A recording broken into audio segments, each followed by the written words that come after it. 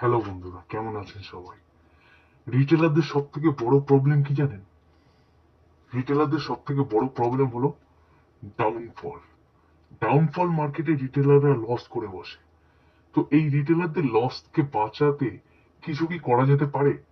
হ্যাঁ, যারা বড় টাকা, যারা ইনস্টিটিউশন, যারা মার্কেটে অপারেটর, তারা কিন্তু মার্কেটকে নিচের দিকে ফেলে ইচ্ছা করে, কারণ যাতে রিটেলাররা লস করে। তো এমন কোনো কি সলিউশন আছে যেটা আমাদেরকে এই লস থেকে বাঁচাতে পারে, যেটা ইনস্টিটিউশন বা এই অপারেটররা ফলো করে? তো এই জিনিসটাই জানতে আজকে হেজিং আমরা জানবো, এবং হেজিং জিনিসটা কি, কনসেপ্ট কি, করে কিভাবে, কি কি আছে না আছে, সমস্ত জিনিস আমরা আজকে এই ভিডিওটিতে জানতে চলেছি। তো আমি এই ভিডিওটা করছি, এর পিছনে একটা কারণ রয়েছে। কি কারণ? আজকে মার্কেটে নলেজ প্রচুর পাওয়া যায়, কিন্তু সঠিক নলেজ সেটা কিন্তু ইজিলি পাওয়া যায় না। তো আজকের এই ভিডিওটার মাধ্যমে আমি সঠিক নলেজ পৌঁছাতে চাইছি, এবং হয়তো আপনারা হেজিং এর ব্যাপারে বাংলায় কোনো ভিডিও দেখতেই পাবেন না। কারণ, একটাই কারণ, আজকে হেজিং যদি আপনারা শিখে যান, আপনাদের লস যদি ইজিলি বন্ধ হয়ে যায়, সেক্ষেত্রে কিন্তু যারা বড় টাকা তারা লস করা শুরু করবে। তো সেই জায়গায় হেজিং এই কারণে চারিদিকে কোনো জায়গায় শেখাতে চায় না। চলুন আজকে আমরা এই জিনিসটাকে সুন্দর করে ডিটেলসে শিখি। ওকে, প্রথমে চলে আসি, হেজিং জিনিসটা কি, খায় না মাথায় দেয়, কি করে।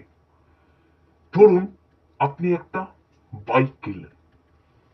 বাইকটা কেনার পর বাইকের সাথে সাথে ম্যান্ডেটরি জিনিসটা কি করতে হয় কারো জানা আছে? ম্যান্ডেটরি জিনিস যেটা করতে হয় সেটা হলো ইন্স্যুরেন্স।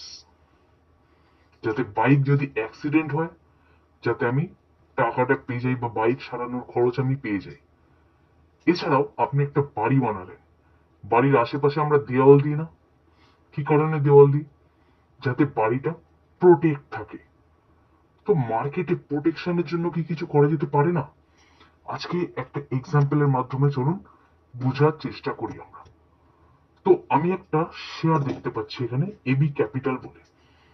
এই যে এবি ক্যাপিটাল শেয়ারটা, পরপর পরপর পরপর 2025 সাল থেকে এবি ক্যাপিটাল বাড়তে থাকছে, তো বাড়তে থাকছে। ওকে, প্রায় এখন 303 টাকার কাছাকাছি চলে এসেছে। আমি যদি এখানে 100 পিস শেয়ার কিনি, তাহলে দেখি কি হয়, কত টাকা লাগে। আমার এখানে 100 পিস শেয়ার কিনতে গেলে লাগছে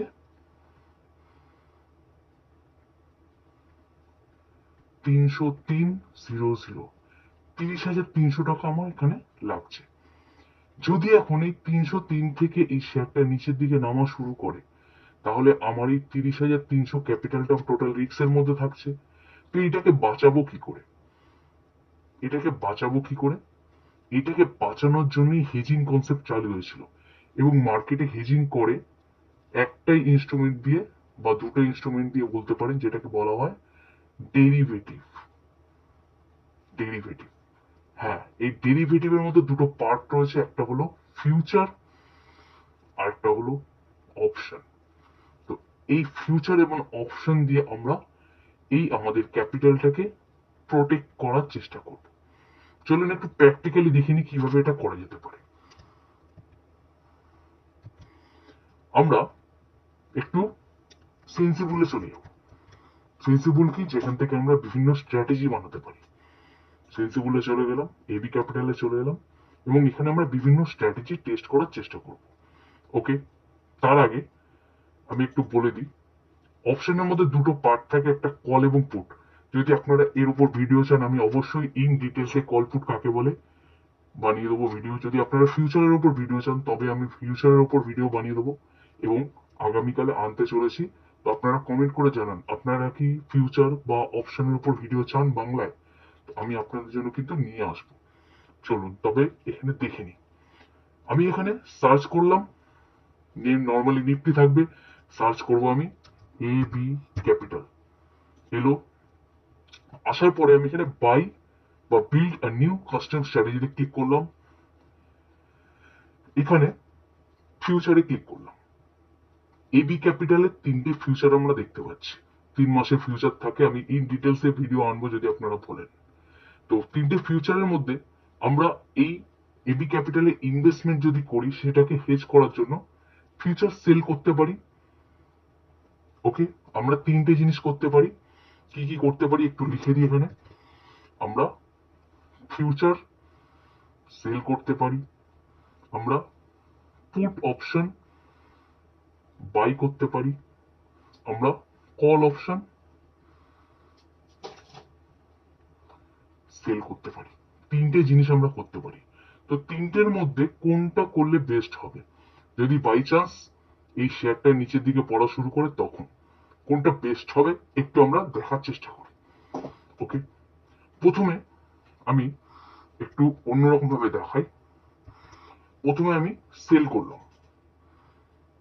এই শেয়ারটা যদি আমি সেল করি মানে ফিউচার, তবে কি হবে, যদি মোটামুটি 28শে অক্টোবরের মধ্যে এই শেয়ারটা একই জায়গায় থাকে তাহলে আমার 2790 টাকা প্রফিট হবে। যদি নিচের দিকে ফল করে, নিচের দিকে যত ফল করবে আমার কিন্তু প্রফিটের পরিমাণ বাড়তে থাকবে। ওকে, তো আমরা এই জায়গা থেকে অ্যাডজাস্টমেন্ট করতে পারি, মানে আমরা যে আমাদের ইনভেস্টমেন্টটা ছিল সেইটাকে বাঁচাতে পারি। মানে আমাদের ইনভেস্টমেন্টে যদি লস হয় তবে এইখানে কিন্তু আমাদের প্রফিট হতে থাকবে। আমি একটা ছোট্ট এক্সাম্পল দিচ্ছি। ধরুন এখানে 300 টাকায় আমাদের ইনভেস্টমেন্ট চলে এসেছে, ছিল 303 টাকা, তাহলে কি হবে, আমাদের 3 টাকা লস চলছে। আমরা ওখানে ধরুন 1000 পিস শেয়ার কিনেছি, 300 টাকা করে, আমরা 303 টাকা করে কিনেছিলাম। 1000 পিস শেয়ার আমাদের পড়েছিল 303,000, 3,03,000 টাকা আমাদের ইনভেস্টমেন্ট ছিল। 3 পয়েন্টের লস হলো, 3 পয়েন্টের লস মানে এখানে 3000 টাকার কাছাকাছি লস। এইটা কভার করার জন্য এখানে 300 টাকা যখন শেয়ারটা চলে আসছে, আমাদের ফিউচারে 12,950 টাকা প্রফিট হচ্ছে। সেই জায়গায় আমি 12,950 টাকা প্রফিট পাচ্ছি। তাহলে উল্টে যখন নিচের দিকে যাচ্ছে আমার এই ক্যাপিটালটা প্রোটেক্ট হয়ে যাচ্ছে, এই ক্যাপিটালটা সহজে লস হচ্ছে না।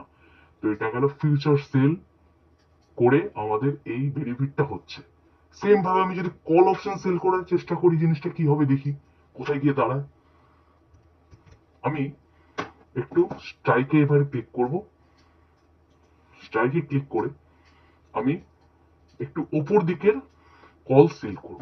ঠিক আছে, একটু উপর দিকের, মানে আমরা 303 টাকায় বাই করছিলাম, আমি 310-এর কল অপশন সেল করব।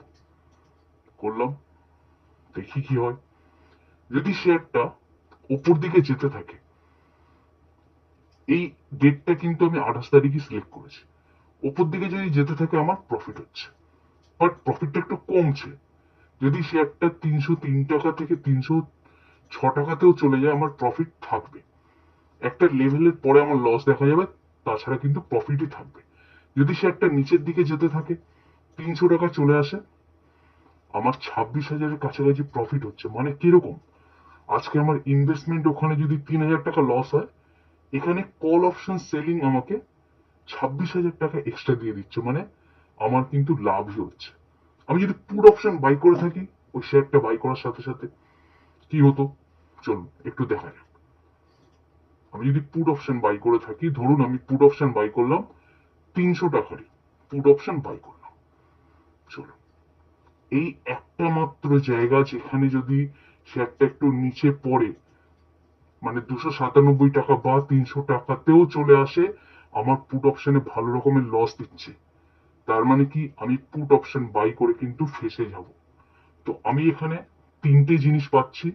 কি কি, আমি এই শেয়ারটা ইনভেস্টমেন্ট যদি করি, এই শেয়ারে ইনভেস্টমেন্ট করলে আমাকে তার সাথে যদি হেজ করতে হয়, আমি তিনটে রাস্তা পাচ্ছি, কল, সেল, পুট, বাই এবং ফিউচার সেল। আমি ফিউচার সেলে একটু মিডিয়াম প্রফিট পাচ্ছি, আমি কল সেলে খুব ভালো প্রফিট পাচ্ছি, বাট পুট বাইয়ে আমি কিন্তু উল্টে লসের মুখোমুখি হচ্ছি। এই জায়গাটা মাথায় রাখতে হবে, তাহলে এই জিনিসটাকে করা যাবে না হেজিং করতে গেলে। ঠিক আছে, আমাদেরকে নয় এটা করতে হবে, নয় এটা করতে হবে। তো এটা একটা ছোট্ট হেজিং এর পার্ট আমি বললাম। আপনারা যদি চান প্রপার ভিডিও ফিউচার সেল বা স্টক অপশন হেজের উপর, তবে আমি সেটার পার্ট 2 নিয়ে আসবো। আপনাদের কমেন্টের অপেক্ষায় রইলাম। ভালো থাকবেন।